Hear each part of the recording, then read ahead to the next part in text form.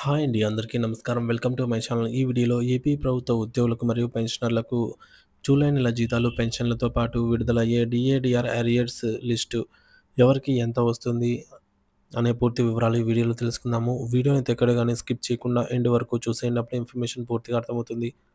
అలాగే వీడియో చూస్తున్న ప్రతి ఒక్కరు వీడియోకి లైక్ చేయండి ఫ్రెండ్స్. ఈ వీడియోని తోటి ఉద్యోగ పెన్షన్ మిత్రులతో అయితే షేర్ చేయండి.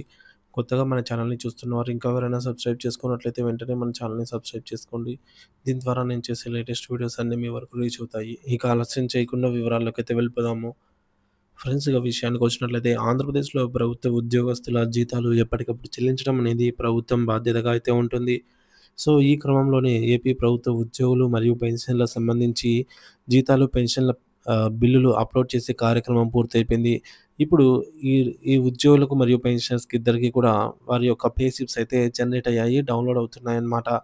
సో, ప్రెజెంట్ స్టేటస్ చూసుకున్నట్లయితే బిల్లులని almost waiting for fund clearance స్టేజ్‌లో అయితే ఉన్నాయి. అక్కడక్కడ కొన్ని బిల్లులు మాత్రమే ఇంకా బిల్ నాట్ అప్రూవల్ స్టేజ్‌లో అయితే ఉన్నట్టు తెలుస్తోంది. ఇక జీతాలు, పెన్షన్‌లకు సంబంధించి సరైన చట్టాలు, నియమాలు ఉన్నప్పటికీ కొన్నిసార్లు వివిధ కారణాల వల్ల జీతాల చెల్లింపులలో ఆలస్యం జరుగుతుంటుంది. ఈ సందర్భంలో వివిధ చట్టాలు మరియు కోర్టు తీర్పులు సూచించే ముఖ్యమైన ఆదేశాలనైతే కొన్ని ఉన్నాయి. అవి పరిశీలిద్దాము. ఆర్టికల్ 72 ప్రకారంగా ప్రతి నెల చివరి తేదీకి ఉద్యోగస్తుల జీతాలు చెల్లించాలనైతే ఉంది. సో, ఇది ప్రభుత్వ ఉద్యోగస్తుల హక్కుగా అయితే భావించబడుతుంది. అలాగే పెన్షన్స్ కూడా ఏ నెలవి ఆ నెల చివరిలోనే చెల్లించాలి అని చెప్పేసి అయితే 1980లోని పెన్షన్ రూల్ కోడ్ 9 ప్రకారంగా అయితే చెప్తుందనమాట. సో, ఈ విధంగా ఉద్యోగులకు సంబంధించినటువంటి జీతాలు, పెన్షన్లు ఎక్కడ గాని ఆలస్యం కాకూడదనైతే చట్టాలు ఉన్నాయి. ఈ నేపథ్యంలోనే ప్రభుత్వం కూడా ఉద్యోగులకు మరియు పెన్షనర్లకు చెల్లించాల్సినటువంటి జీతాలు, పెన్షన్లు ఒకటో తారీఖునే ఇవ్వటానికి అన్ని ప్రయత్నాలైతే సిద్ధం చేసిందనమాట. సో, ఆర్థిక సమస్యలు మరియు రుణాలు. ఒకవేళ ఏదైనా కారణం చేత జీతాలు, పెన్షన్లు ఆలస్యమైనట్లయితే దానికి వడ్డీతో సహా తిరిగి చెల్లించాలని ఏకంగా సుప్రీంకోర్టే తీర్పునివ్వడం గమనార్హం. చెల్లింపులలో ఒకవేళ ఆలస్యమైతే ప్రభుత్వానికి తగిన విధి విధానాలు రూపొందించి జీతాల చెల్లింపుల్లో ఆలస్యాన్నయితే ప్రభుత్వం నివారించాల్సి అవసరం అయితే ఉంటుంది. సో, టెక్నికల్ ఇబ్బందుల కారణంగా జీతాలు ఆలస్యమైతే ఉద్యోగస్తులకు ముందుగా సమాచారం ఇవ్వడం మంచిది. జీతాలు ఆలస్యం జరగకుండా ఫైనాన్షియల్ కోడ్ ప్రకారంగా చెల్లింపులు జరగాలని ప్రభుత్వ యంత్రాంగం ఖచ్చితంగా అయితే చూసుకోవాల్సిన బాధ్యత ప్రభుత్వంపై ఉంది. సో, ఉద్యోగస్తుల జీతాలు నెల చివరి తేదీకి అందేలాగా ప్రత్యేక సాఫ్ట్‌వేర్ వ్యవస్థలను అయితే అమలు చేయాలి. కానీ ఇంకా ఒకటో తేదీనే జీతాలైతే ఇస్తూ ఉన్నారనమాట. చట్టాలకు అనుగుణంగా తగిన చర్యలు తీసుకోవాలి. ఉద్యోగస్తుల హక్కులను కాపాడడంలో ప్రభుత్వానికి తగిన బాధ్యత ఉంటుందని నిరూపించాలి. సో, ఇలాంటి జీతాల వ్యవహారాల్లో ఉద్యోగస్తులకు న్యాయం చేయడం ప్రభుత్వ తీరును మెరుగుపరుస్తుందని అయితే చెప్తున్నారు. ఇకపోతే ఆంధ్రప్రదేశ్ ప్రభుత్వ ఉద్యోగులు మరియు పెన్షన్లు ఎంతో కాలంగా ఎదురు చూస్తున్నటువంటి కరువు భత్యం డీఏ మరియు కరువు సహాయం డీఆర్ బకాయిల కోసం కొత్త అంశం కొత్తగా కొలువుదీరిన ప్రభుత్వం ముందున్నటువంటి అతిపెద్ద ఆర్థిక సవాల్గా నిలిచింది. గడిచిన ప్రభుత్వ హయాంలో పలు దఫాలుగా డీఏలు ప్రకటించినప్పటికీ వాటి బకాయిలు మాత్రం పేరుకుపోయి ఉన్నాయి. సుమారుగా 25,000 కోట్లకు పైగా ఉన్నటువంటి బకాయిల చెల్లింపులపై ప్రభుత్వం ఎలాంటి ప్రణాళికతో ముందుకెళ్తుందనే దానిపై సర్వత్రా ఆసక్తి నెలకొంది. ప్రస్తుతం ఉద్యోగులు 33.67% డీఏ అందుకుంటున్నారు. అయితే ఈ స్థాయికి చేరడానికి ముందు పెంచిన డీఏలను సంబంధించిన బకాయిలు ఇంకా చెల్లించాల్సి ఉంది. ఆ వివరాలను జీవోల వారీగా అయితే పరిశీలిద్దాము. జీవోల వారీగా పేరుకుపోయిన డీఏ బకాయిల వివరాలు చూసుకున్నట్లయితే గత ప్రభుత్వం విడుదల చేసినటువంటి ఉత్తర్వుల ప్రకారం పెండింగ్‌లో ఉన్న డీఏ బకాయిల పరిస్థితి ఈ విధంగా అయితే ఉంది. జీఓఎంఎస్ నంబర్ 66 తేదీ 1 ఏప్రిల్ 2023 పెరిగిన డీఏ 20.02% నుంచి 22.75% పెరిగింది. అంటే 2.73% డీఏ అయితే పెరిగింది. వర్తించే కాలం జనవరి 2022 నుంచి వర్తిస్తుంది.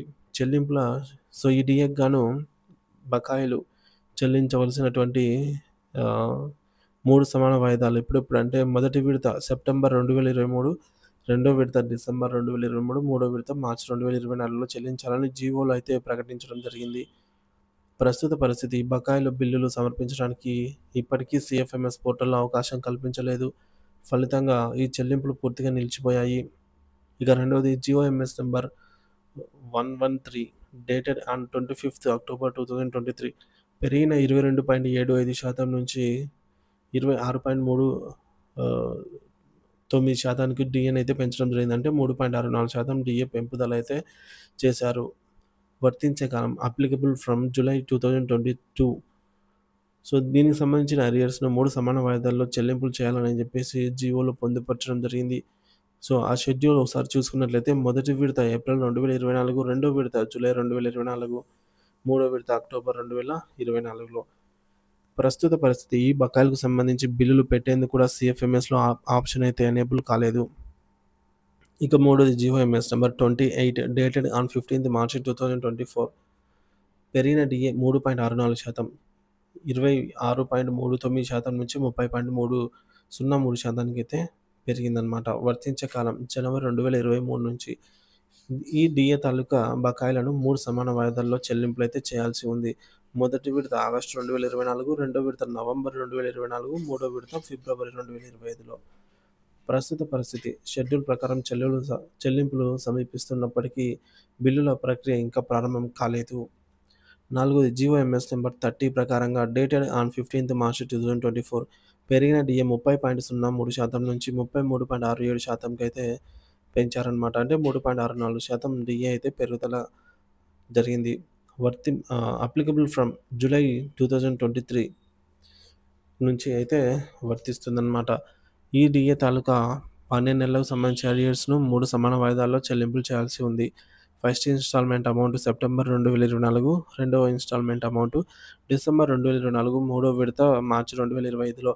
ప్రస్తుత పరిస్థితి ప్రస్తుతం ఉద్యోగుల వేతనంలో ఈ డిఏలు కలిపి వస్తున్నప్పటికీ, అంటే క్యాష్ రూపంలో చెల్లింపులు జరుగుతున్నప్పటికీ వీటి తాలూకా బకాయిలు అరియర్స్ ఏవైతే ఉన్నాయో వాటి చెల్లింపులకు సంబంధించి ప్రక్రియ అయితే ఇంకా మొదలే కాలేదు. సిపిఎస్ ఉద్యోగుల ప్రత్యేక బకాయిలు మరియు ఇతర సమస్యలు. సిపిఎస్ ఉద్యోగుల పరిస్థితి మరింత క్లిష్టంగా అయితే ఉంది. జూలై 2018 మరియు జనవరి 2019కి సంబంధించి 30 నెలల చొప్పున బకాయిలకు బిల్లు పాస్ అయినా కూడా నేటికి చెల్లింపులు అయితే జరగలేదు. పీఆర్సీ 2022లో విలీనం. జూలై 2019 నుంచి జూలై 2021 వరకు 5 విడతల డిఏ బకాయిలను పీఆర్సీ 2022లో కలిపేశారు. ఈ బకాయిలు ఎప్పుడు ఎలా చెల్లిస్తారనేది కూడా దానిపై స్పష్టత లేదు. కరోనా కారణంగా ఫ్రీజ్. జనవరి 2022 18 నెలలు, జూలై 2020 12 నెలల బకాయిలను కరోనా కారణంగా అయితే మాఫీ చేసింది ప్రభుత్వం, నిలిపివేసింది. అవి తిరిగి చెల్లిస్తారా లేదా అనే దానిపైన అనిశ్చితి కొనసాగుతుంది. చెల్లించాల్సిన మొత్తం బకాయిలు. సో, 2018లో జూలై 2018కి గాను 30 నెలలు, జనవరి 2019కి 30 నెలలు, అలాగే స్క్రీన్ పైన చూడొచ్చు మిగతావి. సో, మొత్తం 212 నెలలకు సంబంధించి బకాయిలు అయితే పెండింగ్‌లో ఉన్నాయి. సో, బేసిక్ పే ప్రకారంగా అంచనాలు. జూలై 2018 నుంచి జూలై 2023 వరకు పేరుకుపోయిన బకాయిలు ఉద్యోగుల బేసిక్ పేని బట్టి సుమారుగా ఎంత ఉండవచ్చు అనేది టేబుల్ ద్వారా అయితే చూడవచ్చు. గమనిక ఈ యొక్క అంచనా మాత్రమే అండి. ఈ టేబుల్‌లో ఉన్న వాల్యూస్. కొన్ని బకాయిలు ఫ్రీజ్ చేయడం జరిగింది. అలాగే కొన్ని విలీనం చేయడం జరిగింది. దీనివల్ల వాస్తవ మొత్తంలో మార్పు అయితే ఉండవచ్చు. 20,000 బేసిక్ పే వారికి 1,50,000, అలాగే 30,000 బేసిక్ పే వారికి 2,30,000, 40,000 బేసిక్ పే వారికి 3,08,000 ఈ విధంగా అయితే బకాయిల రూపంలో రావాల్సి ఉంది. ఇంకా కొత్తగా ప్రకటించాల్సిన డిఏలు. పైన పేర్కొన్న బకాయిలతో పాటుగా కొత్తగా మరో 3 డిఏ బకాయిలు ఇప్పటికే రావాల్సి ఉంది. అవేంటంటే జనవరి 2024, జూలై 2024, జనవరి 2025 డిఏలు. ఈ డిఏలను ప్రకటించి వాటిని కూడా వాటి బకాయిలు పేరుకుపోకుండా సకాలంలో చెల్లించడం కూడా ప్రభుత్వానికి ఒక సవాలే. ప్రభుత్వం ముందున్న మార్గం మరియు ప్రణాళిక. ప్రభుత్వ వర్గాల సమాచారం ప్రకారం ఈ భారీ బకాయిలను ఒకేసారి చెల్లించడం అసాధ్యం. అందువల్ల ప్రభుత్వం ఈ క్రింది విధంగా ముందుకు వెళ్ళే అవకాశం అయితే ఉంది. విడతల వారీ చెల్లింపు. మొత్తం బకాయిలను తమ 5 ఏళ్ల పాలనా కాలంలో క్రమ పద్ధతిలో విడతల వారీగా చెల్లించేందుకు ప్రణాళిక సిద్ధం చేస్తోంది. ఉద్యోగ సంఘాలతో చర్చలు. ఈ నెలాఖరులోగా ఉద్యోగ, ఉపాధ్యాయ, పెన్షనర్ల సంఘాలతో చర్చలు జరిపి అందరికీ ఆమోదయోగ్యమైన చెల్లింపుల షెడ్యూల్‌ను ఖరారు చేయనుంది. నెలవారీ కేటాయింపు. బకాయిల చెల్లింపుల కోసం ప్రతి నెల బడ్జెట్ నుంచి సుమారు 4-5 వేల కోట్లను కేటాయించే యోచనలో ఉన్నట్లు తెలుస్తోంది.